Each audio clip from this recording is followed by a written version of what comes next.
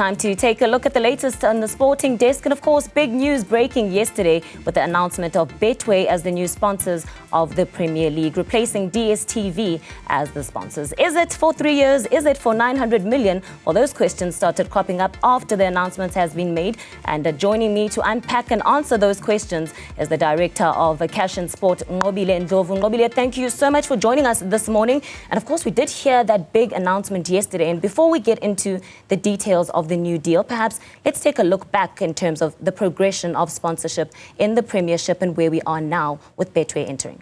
Right, so in terms of sponsorship, some of us would remember the Castle Premiership, which was from 1999 to 2007, and then after that was around about 100 million, and then came ABSA at somewhere in the region of 136 million, and then came DStv at 145 million, and then now the purported or reported sponsorship from Betway, which is set to be 900 million, but there's a lot of confusion and there's a lot to clear up with regards to that 900 million, what the term is and so on. And that's what I want to get into, because initially we had heard an announcement of a 3-year deal, but clarification from the Betway side coming on to say, well, it's only 900 million if it extends beyond the 3 years. So what do we know now in terms of what the deal actually says? What we know is that there's a lot that we don't know. So the 3-year term is an initial term. Yeah. The 900 million is conditional on things being met by the league. However, the details of what those conditions are hasn't been made clear. It wasn't announced.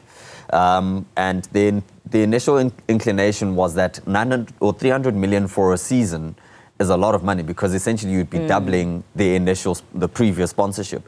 And you know, as in sponsorship, you offer maybe a little bit more than what was previously sponsored, but you don't offer double. That's just leaving money on the table. So how do you get to 300 million? I think that was a bit of a rushed announcement, because for the chairman to then take the public into his confidence and give us a breakdown, that those details were not forthcoming.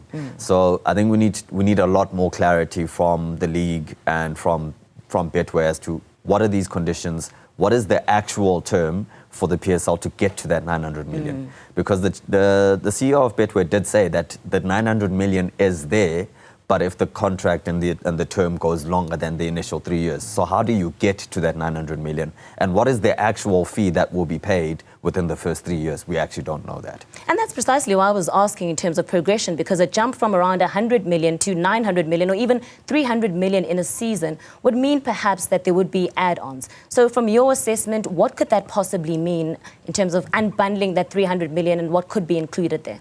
Yeah, so I would think possibly you would get to somewhere around 150 million within the first year. If there's performance-based add-ons, such as, you know, I would think that there would be some add-ons or performance-related stuff with regards to possible pushing clients towards the betting side and almost like an affiliate type of transaction, where the PSL is used as a mechanism to drive betting engagement. I don't know.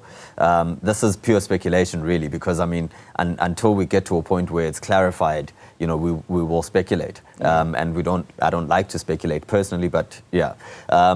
Performance-based add-ons in terms of crowd attendance, perhaps. I think there's a lot of marketing-related work that needs to be done, and both the chairman and the CEO of Betway definitely spoke around this venture being a content generation venture first and foremost, and trying to drive engagement and to drive bums on seats and people to take up this product, which is the PSL. So I think there's a lot of work to be done with regards to clarifying what it is and how do we get to that 900 million, and what is the actual term, because it's really not clear at the moment. And of course, this is due to it being somewhat of a rushed announcement. And that's what I want to get to, because DStv was initially supposed to stay on as a sponsor until the next season or the end of next year, 2025. With that 1 year now that was still remaining on the contract, what would the possible implications be? So the possible implications would be a cancellation fee for DStv, because with the year remaining, the PSL would have been owed technically 145 million for that year, but there would have been a fee negotiated into the deal to say, if you cancel before the end of the term, what is that fee? That's not public, it's not known exactly what that fee is, but the chairman did hint to say that they wouldn't charge DStv that cancellation fee. And it makes sense, because during COVID time, the PSL wasn't playing any matches, but DStv still paid the full 140 odd million, which they weren't obliged to pay, because there are measures in place within your contract which say if you don't play all the matches, there's a reduced fee which is paid. However, MultiChoice paid the entire amount. So it's kind of, well, you did us a favor during COVID, we're not going to charge you for cancellation now. But I will say that the deal, as far as I know and through the information that I've gathered from other people, it wasn't rushed. MultiChoice and the league had been in discussions around this already towards the end of last year. They knew that the final year of the agreement was coming up, and you actually don't start negotiating in the final year. It's almost like a football player's contract. When a player is in his last year of his contract, generally the club either starts trying to renew or they start trying to find a new club for the player. And it's very similar in this case. You don't start negotiating your last year of your contract in the last year, because if you come down to the last days of the contract, then you have a problem. Do you start renewing, or do you start talking about we're going to end this agreement? For MultiChoice, they had been in financial difficulty, as we all know. In the 2022-23 financial year, they lost about 2 billion rand. And then the last financial year, they lost double that, which is over 4 billion rand. And they communicated to the league already last year that things were not looking good. There was a possibility that they could end the agreement. So yeah, there's been a lot going on in the background. A lot going on, and perhaps a spillover effect into other areas. So if you're looking now at the delay of the start of the league, obviously now it's the MTN 8 that will kick things off on the 3rd of August, then the league being pushed to September. If you're looking at it from a sponsorship perspective, if you're an MTN, for instance, and your tournament is being moved, what are the possible implications there? And also looking at the start date of the league being pushed back financially, what effect could that have? Yeah, there's a lot of issues. So within broadcasting, you have a lot of, your general way to generate income is through advertising. All of your advertisers now have to be moved around, and you have to slot people in different places. MTN, which was a tournament which was traditionally run during the season when there's a hive of activity around the season, now becomes a pre-season tournament. I don't know what the implications of that are within the agreement, as to whether MTN would be happy about now being a pre-season tournament. That's a challenge. As well, in terms of branding and so on, the teams themselves were asked not to print shirts and so on. They can't start selling shirts because none of them can have them available to the public. You know, it causes a lot of challenges, and it's going to be a very tricky, and I'm very sure that there's a lot of discussions with a lot of stakeholders at the moment with regards to how do things shift around.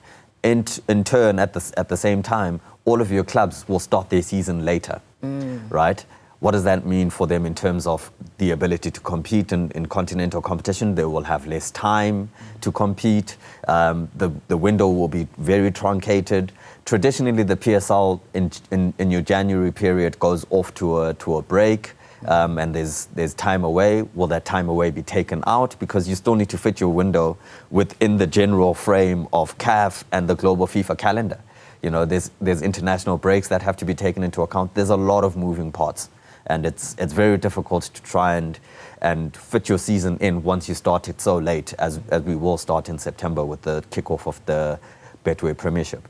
Well, there are two separate issues in terms of DStv being a title sponsor and, of course, SuperSport being the broadcaster. And at times, perhaps people commingle the issues. But the first thing that many were asking when this deal was announced is, what then happens to the broadcast right should the deal come to an end next year? Because that contract is also up for renewal.